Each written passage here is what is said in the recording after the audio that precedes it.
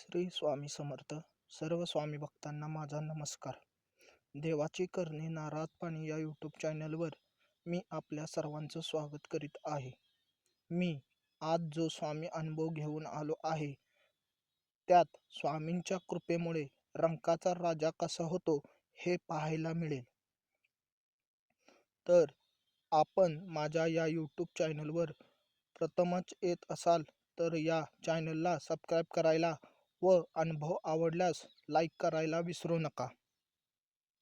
हा अनुभव आहे सातारा जिल्ह्यातील कराड तालुक्यातील वाघजाईवाडी या गावातील आबा या तरुणाचा.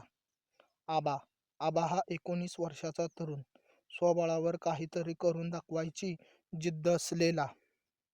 त्याची व्यवसाय करण्याची खूप इच्छा होती, पण घरची परिस्थिती अत्यंत हलाखीची असल्यामुळे व्यवसाय करण्याइतपत पैसे घरातून मिळत नव्हते. एकदा स्वामी लीला कानावर पडली. आपली पण इच्छा स्वामी पूर्ण करतील हा मनात निश्चय करून त्यांनी स्वामी सेवा करण्यास सुरुवात केली. तो रोज पहाटे 3 वाजता स्वामी मंदिरात जाई. हात जोडून एकटक स्वामी मूर्तीकडे पाही. त्याला सेवेविषयी एवढे काही माहीत नव्हते, पण स्वामी आपली इच्छा पूर्ण करतील या आशेवर मंदिरात जाऊन स्वामी मूर्तीकडे पाही. तो मूर्तीकडे पाही, मूर्ती त्याच्याकडे पाही.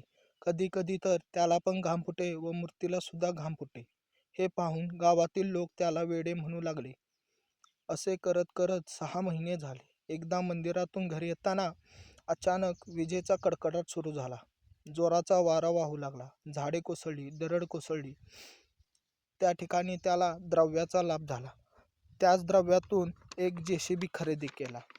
हळूहळू एका जेसीबीचे 2 जेसीबी झाले. हळूहळू व्यवसाय वाढू लागला. गाड्या, नोकर, चाकर वाढू लागले.